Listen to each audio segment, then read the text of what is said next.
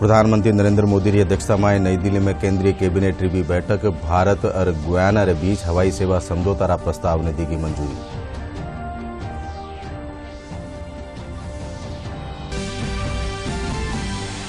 केंद्रीय कृषि राज्य मंत्री कैलाश चौधरी राज्य सरकार माथे मांड्यो आरोप, कहो राजस्थान में कानून और व्यवस्था हालात खराब।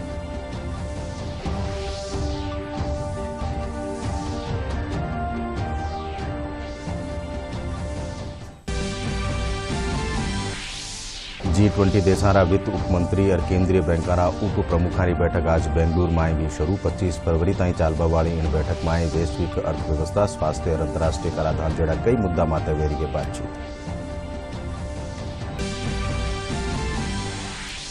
राष्ट्रीय पिछड़ा वर्ग आयोग अध्यक्ष हंसराज गंगाराम प्रदेश भाजपा दफ्तर में ओबीसी प्रकोष्ठ की बैठक न कर्या संबोधित। केंद्र सरकार का निशु ओबीसी वर्ग उत्थान खातर चलाई जा रही योजना वाली दी जानकारी। अरे राजस्थान रो ख्यातनाम खाटू श्याम बाबा रो मेड़ो आज सुयो शुरू। सीकर जिलारा खाटू धाम में श्याम बाबा दर्शना खातर सुमारे सु ही लाग रही है भक्तारो तातो।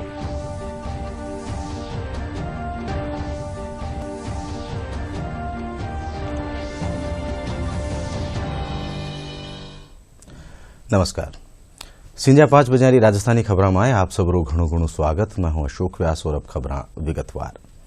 प्रधानमंत्री नरेंद्र मोदी की अध्यक्षता में नई दिल्ली में केंद्रीय कैबिनेट की बैठक हुई। बैठक में कई महत्वजोग फैसला लिया गया। इन मौका माते भारत और गुयाना के बीच हवाई सेवा समझौता प्रस्ताव ने भी मंजूरी दी गई। प्रधानमंत्री नरेंद्र मोदी की अध्यक्षता में केंद्रीय मंत्रिमंडल की बैठक हुई, जिसमें कई अहम फैसले लिए गए। मंत्रिमंडल ने भारत सरकार और गुयाना सरकार के बीच हवाई सेवा समझौते पर हस्ताक्षर करने को मंजूरी दे दी। हवाई सेवा समझौता दोनों पक्षों के बीच राजनयिक आदान प्रदान के बाद लागू होगा, जो इस बात की पुष्टि करेगा कि प्रत्येक पक्ष ने इस समझौतों को लागू होने के लिए आवश्यक अंतरिम प्रक्रिया पूरी कर ली है।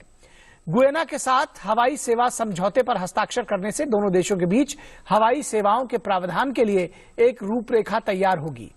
बढ़ता विमानन बाजार और भारत में विमानन क्षेत्र के उदारीकरण जैसे घटनाक्रम के बाद अंतर्राष्ट्रीय हवाई संपर्क के लिए मार्ग प्रशस्त करने के लिए अनेक देशों के साथ हवाई सेवा समझौतों पर हस्ताक्षर किए गए हैं। भारत और गुयाना गणराज्य के बीच नया हवाई सेवा समझौता दोनों पक्षों की विमानन सेवाओं को वाणिज्यिक अवसर प्रदान करते हुए उन्नत और निर्बाध कनेक्टिविटी के लिए सक्षम वातावरण प्रदान करेगा।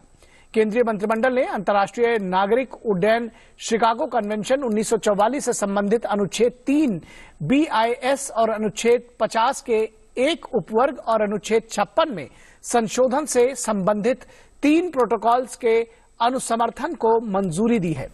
शिकागो कन्वेंशन के लेख सभी अनुबंधित राज्यों के विशेषाधिकारों और दायित्वों को स्थापित करते हैं और अंतर्राष्ट्रीय ICAO मानकों और अनुशंसित प्रथाओं को अपनाने को बढ़ावा देते हैं, जो अंतर्राष्ट्रीय हवाई परिवहन को विनियमित भी करते हैं।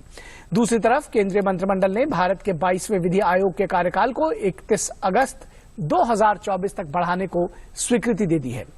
विधि आयोग सरकार द्वारा गठित एक गैर सांविधिक निकाय है। वर्तमान 22वें विधि आयोग का कार्यकाल इस महीने की 20 तारीख को समाप्त हो गया है। सरकार ने कहा है कि 22वें विधि आयोग के अध्यक्ष और सदस्यों ने हाल ही में पदभार ग्रहण किया है। वहीं केंद्रीय मंत्रिमंडल ने वर्ष 2022-23 के लिए अनिवार्य जूट पैकेजिंग मानदंडों को भी मंजूरी दे दी। नियमों के अनुसार खाद्यान्न का 100% तथा चीनी का 20% अनिवार्य रूप से जूट की बोरियों में पैक किया जाएगा। केंद्रीय कृषि राज्य मंत्री कैलाश चौधरी आरोप मांड्यो कि राजस्थान में कानून और व्यवस्था हालात खराब होता जा रहा है। जोधपुर में खबर नवीसा सु बातचीत करता थका वणा कहो कि राज्य सरकार तुष्टिकरण की नीति अपना रही है। वणा कहो कि राजस्थान में विकास ठप वे गयो है। राज्य सरकार काश्तकारां पूरा कर्जा माफ करवानी घोषणा करी ही, जबकि आज तक पूरी नहीं हुई। जो विकास हो रहा है वो केंद्र सरकार की योजना काम हो रहे हैं। नरेंद्र मोदी जी की सरकार जो काम करी है वो धरातल पर देखने को मिल रहे हैं। आज चाहे इंफ्रास्ट्रक्चर की दृष्टि से हाईवे बन रहे हो या घर घर जल योजना के तहत पानी पहुंचाया जा रहा है, मनरेगा का काम चल रहा है, तो ये सब वही काम है जो केंद्र सरकार के। G20 देशारा वित्त उपमंत्री और केंद्रीय बैंकारा उप प्रमुखारी बैठक आज बेंगलुरु में शुरू हुई। 25 फरवरी ताईं चालवा वाली इन बैठक में वैश्विक चुनौतियों माथे चर्चा करी जा रही है। 3 सत्र में होने वाली इन बैठक में वैश्विक अर्थव्यवस्था, स्वास्थ्य और अंतर्राष्ट्रीय कराधान जड़ा कई महत्वपूर्ण विषयों माथे बातचीत वेरी है। केंद्रीय सूचना और प्रसारण मंत्री अनुराग सिंह ठाकुर इन बैठक रो शुभारंभ कराया। G20 के वित्त मंत्रियों और केंद्रीय बैंकों के गवर्नर्स की पहली बैठक 24 से 25 फरवरी को कर्नाटक में होगी और उससे पहले आज बेंगलुरु में G20 के वित्त उप मंत्रियों और केंद्रीय बैंकों के उप प्रमुखों की बैठक हो रही है। इस बैठक का उद्घाटन सूचना और प्रसारण मंत्री अनुराग सिंह ठाकुर ने किया। उन्होंने कहा कि भारत G20 वसुदेव कुटुंबकम की थीम एक पृथ्वी, एक परिवार, एक भविष्य पर अध्यक्षता करते हुए सभी जीवन, मानव, पशु, पौधे के मूल्य को बेहतर बनाती है। उन्होंने कहा कि वैश्विक अर्थव्यवस्था कोविड महामारी के प्रभाव का सामना कर रही है। G20 पूर्वगामी वैश्विक समाधान खोजने में महत्वपूर्ण योगदान दे सकता है। The lingering effects of the COVID-19 pandemic, food and energy insecurity, broad-based inflation, heightened debt vulnerabilities, worsening climate change and geopolitical tensions. The impact of all these crises can set back progress on the world's key development priorities. The G20 can make significant contribution to find pragmatic global solution, thorough focused dialogue. 24 से 25 फरवरी को होने वाली G20 वित्त मंत्रियों और केंद्रीय बैंकों की गवर्नर्स की बैठक में कुल 72 प्रतिनिधि मंडल शामिल होंगे।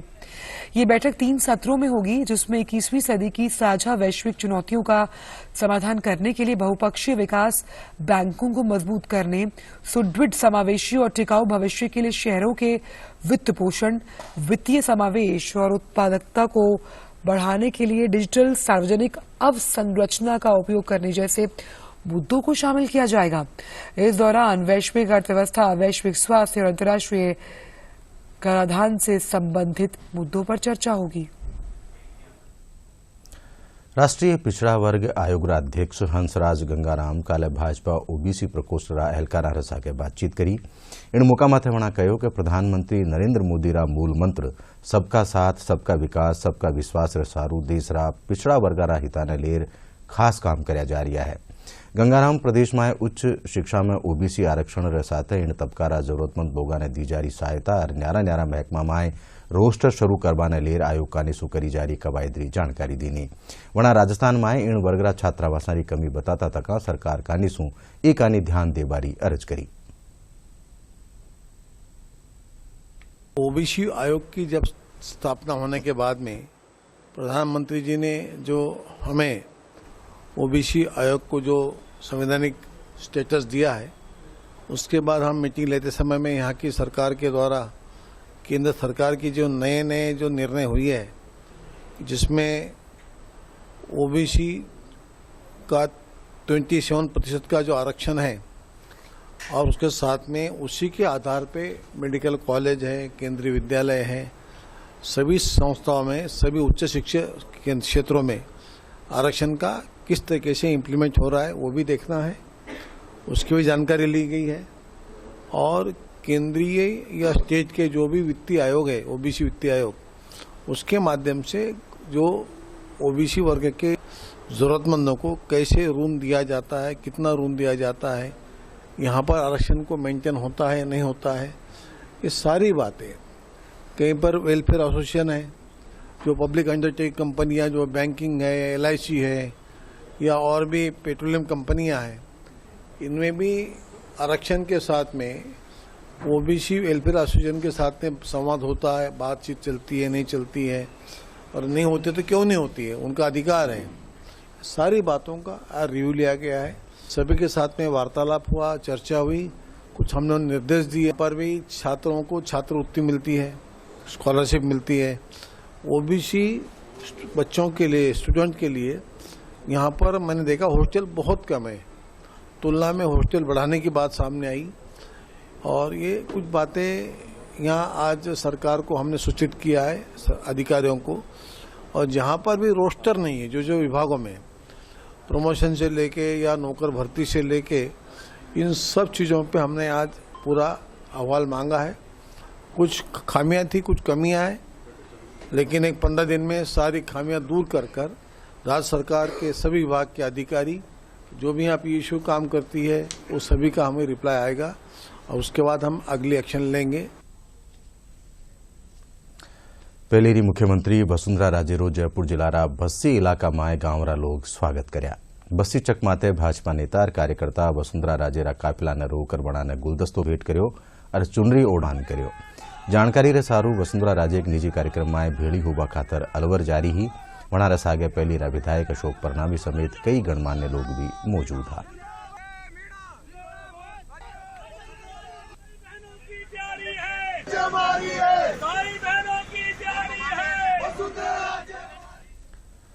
महिला अपराधा माय कमी लियावा खातर राजस्थान माय महिला सुरक्षा सखी बनाई गई है। इनने लेर दोसा माय आज महिला सुरक्षा सखियारी आमुखीकरण कार्यशाला राखी गई। कार्यशाला माय सुरक्षा सखिया ने महिला में अर टाबरा हिता खातर बन्या कानूनारी जानकारी दी गई।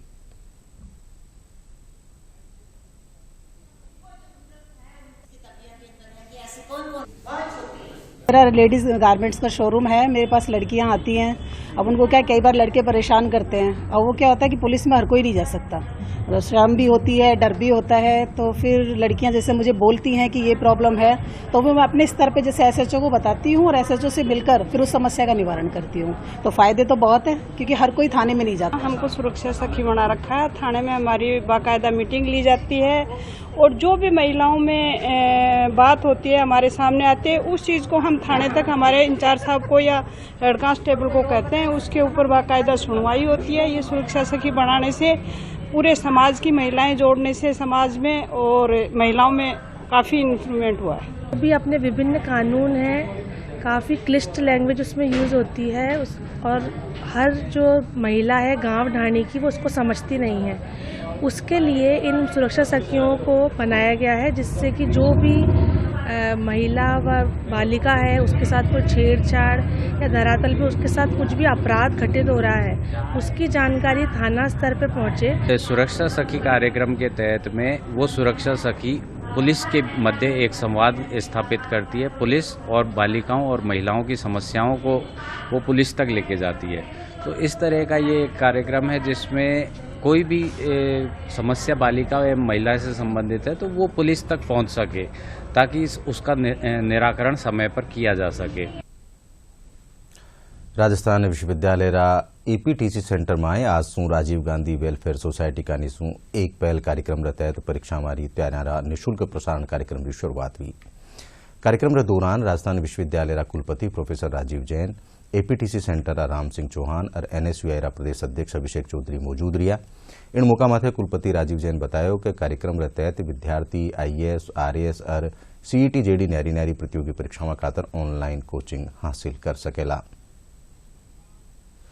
राजीव गांधी वेलफेयर सोसाइटी द्वारा जो एक पहल जो की गई है वो वास्तव में बहुत सराहनीय है। 24 जनवरी को राजस्थान विश्वविद्यालय के कुलपति सचिवालय से ही राजस्थान भर में विद्यालय और महाविद्यालयों के लिए एलईडी की रवानगी यहाँ से हरी झंडी करके की गई थी। जो आईएएस और आरएएस और आईएफएस लोग हैं वो सब इसमें बढ़ चढ़कर हिस्सा लेंगे और ये जो निःशुल्क व्यवस्था से जो राजस्थान के जन जन तक ये योजना पहुंचेगी और एक सरकार की तरफ से और जो राजीव गांधी वेलफेयर सोसाइटी जो इसमें पहल ले रही है, मैं ये बहुत इनकी साधुवाद देता हूं और इनको बहुत शुभकामनाएं देता हूं। खबरां अलवर भी है पण पहले एक छोटो सो विराम। जल्दी टिफिन पैक करो। राजू मोबाइल छोड़ो। अरे दीदी वो बैंक का नंबर चाहिए, रिफंड ही नहीं आया है। मिल गया अब भी कॉल करता हूँ दीदी। बिना नंबर जांचे अक्सर जालसाज बैंक की नकली वेबसाइट और फर्जी नंबर से पैसों की धोखाधड़ी करते हैं। तो फिर सही नंबर बैंक की ऑफिशियल वेबसाइट या तो कार्ड पर। आपने तो बचा लिया दीदी। काम से नहीं। आरबीआई कहता है सही वित्तीय बर्ताव करे आपका बचाव।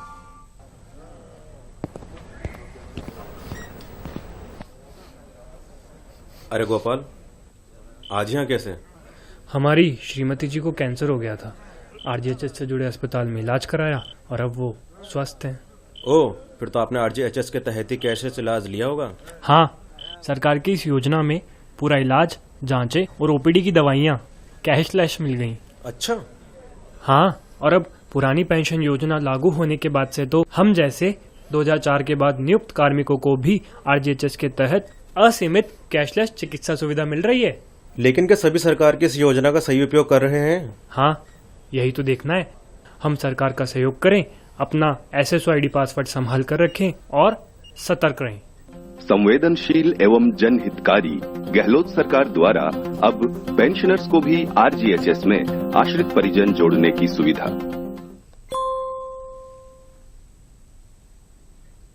विराम पचे खबर में एक फिर हूँ आप सबरो स्वागत। अब रुक अगली खबर रो। बदलता मौसम साथ मौसमी बीमारियां भी तेवर दिखाबो शुरू कर दीनो है। फरवरी महीना में बढ़ रही गर्मी रे चालता घरा घरा माए सर्दी, खांसी, जुकाम, बुखार रा मरीजा की तादाद बढ़ रही है। प्रदेश रा SMS सफाखानारी ओपीडी माए मरीजा की तादाद बढ़र 8000 ताई पूगी। SMS सफाखाना रा आला चिकित्सक डॉक्टर सुधीर शर्मा बतायो कि मौसमी बीमारियां सु बचवा खातर मास्क रो प्रयोग करनो चाहिए। इन मौसम में एलर्जी रा मरीजा ने खास ध्यान राखबारी भी सलाह दी की है।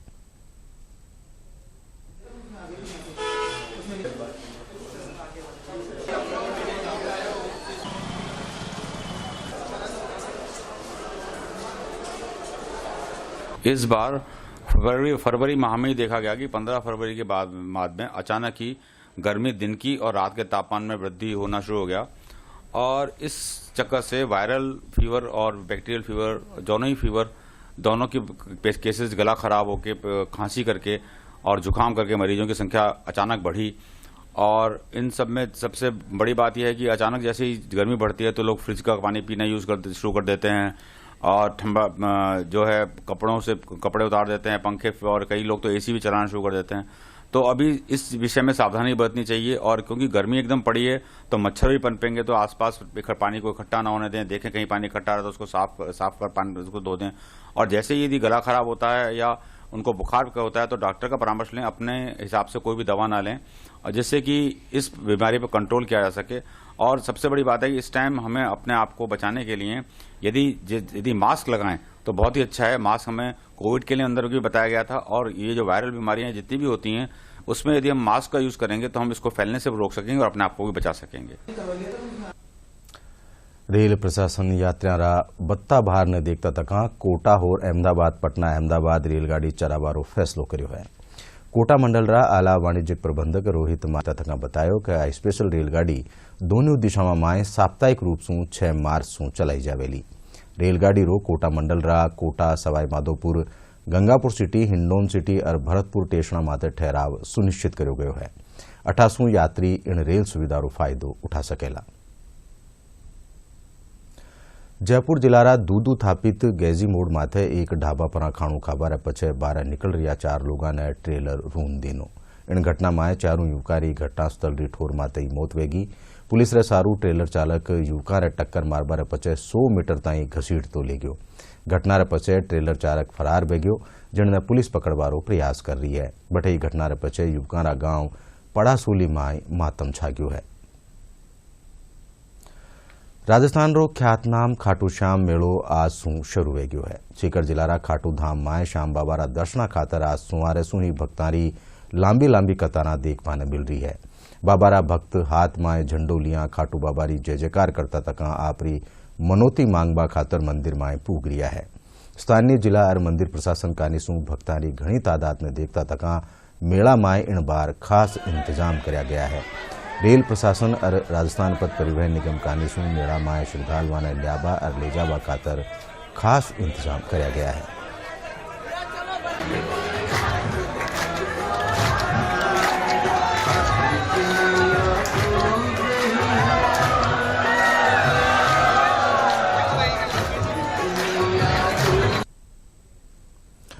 केंद्रीय वित्त मंत्री निर्मला सीतारमण कानीसू बजट में श्री अन्न योजना की शुरुआत करवारी घोषणा सू काश्तकारा ने फायदो मिलेलो।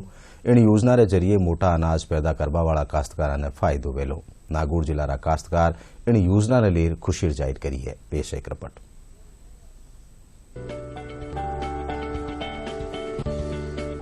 पिछले दिनों वित्त मंत्री निर्मला सीतारमण ने पेश किए गए केंद्रीय बजट में मोटे अनाज के उत्पादन को प्रोत्साहन देने के लिए श्री अन्न योजना के बारे में बताते हुए कहा कि भारत मोटे अनाजों यानी कि मिलेट्स का हब है। भारत में इसके उत्पादन को बढ़ाकर देश को मिलेट्स का वैश्विक केंद्र बनाया जाएगा। इसके साथ ही मिलेट्स उत्पादन के क्षेत्र में शोध कार्य बढ़ाने के लिए देश में मिलेट्स रिसर्च सेंटर की भी स्थापना की जाएगी। श्री अन्न योजना को लेकर नागौर जिले के कृषि अधिकारियों और मंडी से जुड़े अधिकारियों ने उम्मीद जताई है कि आने वाले दिनों में सरकार की इस योजना के जरिए नागौर सहित पूरे प्रदेश के किसानों को फायदा मिलेगा। वहीं विशेषज्ञों के मुताबिक आने वाले दिनों में राजस्थान सरकार की ओर से इंदिरा रसोई योजना और मिड डे मील योजना में भी बाजरा जैसे मोटे अनाज को शामिल किया जाएगा, क्योंकि मोटे अनाजों के सेवन से कई बीमारियों से ऐसे में सरकार का श्री अन्न योजना के जरिए मोटे अनाज को प्रोत्साहन देने के फैसले से न सिर्फ किसानों को बल्कि आम नागरिकों को भी फायदा होगा। राजस्थान पूरे भारतवर्ष में बाजरा का मुख्य उत्पादक राज्य है और नागौर में भी जो खरीफ में बुआई का क्षेत्रफल है उसमें लगभग 40% हिस्सा बाजरे का है। तो इस राजस्थान सरकार ने भी इस वर्ष जो मिलेट्स वर्ष को ध्यान में रखते हुए लगभग 8 लाख किसानों को 16 करोड़ की लागत से बीज मिनी किट वितरित किए जाएंगे और इसके अलावा बाजरा को प्रोत्साहन देने के लिए इंदिरा रसोई योजना एवं मिड डे मील में भी बाजरा को शामिल किया जाना प्रस्तावित है। तो निश्चित ही पूरे राजस्थान एवं नागौर के किसानों को अंतर्राष्ट्रीय मिलेट वर्ष घोषित किए जाने का फायदा होगा। उद्देश्य जो मुख्य उद्देश्य है वो अपनी बदलती जलवायु परिस्थितियां हैं उसमें मोटे अनाज के पोषक तत्वों का स्वास्थ्य में लाभ एवं इसकी खेती के लिए उपयुक्तता के बारे में जागरूकता प्रदान करने के लिए ही इसको मुख्य रूप से किया गया है। जो डायबिटीज है या ब्लड प्रेशर है इसको कंट्रोल करने में भी इसकी ये काफी उपयुक्त रहता है। इसको अपन एक रूप में इस प्रकार से देखें तो कि इसको ज्यादा सरकार प्रोत्साहन दे रही है, इससे इसका निर्यात है वो बढ़ेगा। निर्यात बढ़ने से किसानों की जो इनकम है उसमें भी अच्छा सकारात्मक अपन को दूरगामी परिणाम इसमें देखने को मिलेंगे। यूं तो मिलेट्स यानी मोटे अनाज के कई फायदे हैं, लेकिन अगर भारत मिलेट्स उत्पादन का वैश्विक केंद्र बनता है तो कृषि उत्पादों के निर्यात में तेजी से वृद्धि होगी। वर्तमान में मोटे अनाजों की मांग तेजी से बढ़ रही है। ऐसे में निर्यात बढ़ने से देश की अर्थव्यवस्था पर सकारात्मक असर पड़ेगा, साथ ही साथ किसानों की आय में भी क्रांतिकारी परिवर्तन होगा। इसके अलावा इन अनाजों के उत्पादन से लेकर निर्यात तक के चरण को पूरा करने में कई प्रत्यक्ष और अप्रत्यक्ष रोजगार के स्रोत भी बढ़ेंगे। पुराने समय में इन चीजों का खान पान में हमारे रूटीन खाने पीने में ये चीजें शामिल हुआ करती थी। आजकल की पीढ़ी इनको भूल चुकी है, लेकिन प्रधानमंत्री जी ने इस चीज के ऊपर ध्यान दिया और पौष्टिकता पे ध्यान दिया और इस चीज को उन्होंने मोटे अनाज को बढ़ावा देने के लिए श्री अन्न योजना की घोषणा की है। और निसंदेह अभी G20 का भारत अध्यक्षता भी कर रहा है, तो इसके अंदर भी हमको निर्यात में मदद मिलेगी, एक हब बनेगा देश, तो निसंदेह किसानों को की भी आर्थिक स्थिति सुदृढ़ होगी। मोटा अनाज राजस्थान में पैदा करने में पहले नंबर पर है। मोटे अनाज से कुपोषण जैसी बीमारियों का छुटकारा मिलने का कारगर उपाय है। मोटा अनाज कम पानी से और कम जमीन में ज़्यादा पैदावार ली जा सकती है। इससे पानी और कुपोषण जैसी बीमारियों से छुटकारा मिल सकता है। यूएनओ ने भी भारत सरकार के अनुरोध पर साल 2023 को मिलेट्स वर्ष घोषित किया है। इसके साथ ही सरकार के प्रयासों के जरिए मोटे अनाज के उत्पादन को बढ़ावा देने में कामयाबी मिलेगी और आने वाले दिनों में किसान मोटे अनाज के उत्पादन के लिए और ज्यादा प्रेरित होंगे, जिसके परिणाम स्वरूप मोटे अनाज के निर्यात में बढ़ोतरी होने पर देश की अर्थव्यवस्था को मजबूती मिलेगी और किसानों की आर्थिक स्थिति भी इससे सुदृढ़ होगी। नागौर से शबीक अहमद उस्मानी की रिपोर्ट। गुलाबी शहर जयपुर में होळीरा पर्व ने लेर त्यारे जोरा माते है। बठे शहर में ठोर ठोर माते फागोत्सव रो आयोजन भी कर्यो जा रह्यो है। ગોવિંદેવજીના મંદિરમાં ન્યારા ન્યારા સંગઠના और संस्थावां काने सू फागोत्सव माथे कलाकार आपरी प्रस्तुतियां दे रहा है। बटे घनी तादाद में भक्त गोविंदेवजीरा दरबार में पूजा अर्चना कर फागोत्सव रो आनंद ले रहा है।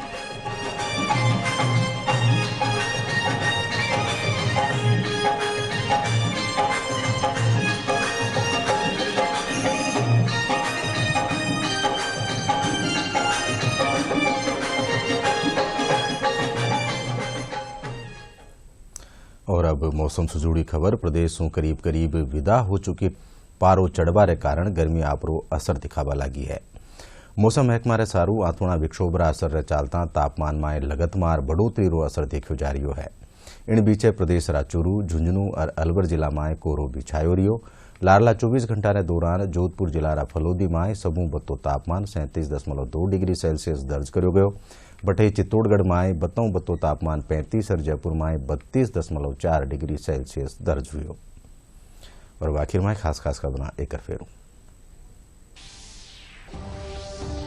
प्रधानमंत्री नरेंद्र मोदी की अध्यक्षता में नई दिल्ली में केंद्रीय कैबिनेट री भी बैठक। भारत और गुयाना के बीच हवाई सेवा समझौता रा प्रस्ताव ने दी मंजूरी।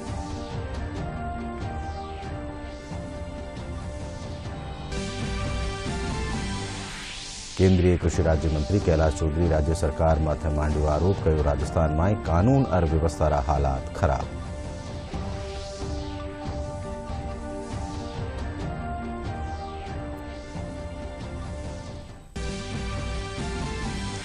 G20 देशारा वित्त उपमंत्री और केंद्रीय बैंकारा उप प्रमुखानी बैठक आज सू बेंगलुरु में भी शुरू। 25 फरवरी ताई चालबा वाली इन बैठक में वैश्विक अर्थव्यवस्था, स्वास्थ्य और अंतर्राष्ट्रीय कराधान जेड़ा कई मुद्दा मात्र वेरी है बातचीत। राष्ट्रीय पिछड़ा वर्ग आयोग रा अध्यक्ष हंसराज गंगाराम प्रदेश भाजपा दफ्तर में ओबीसी प्रकोष्ठ की बैठक न कर्या संबोधित। केंद्र सरकार का निशु ओबीसी वर्ग रा उत्थान खातर चलाई जा रही योजना वाली तेनी जानकारी। और राजस्थान रो ख्यातनाम खाटू श्याम बाबा रो मेड़ो आज सुयो शुरू। सीकर जिला रा खाटू धाम में श्याम बाबा रा दर्शना खातर सुमारे सु ही लाग रही है भक्ता रो तांतो।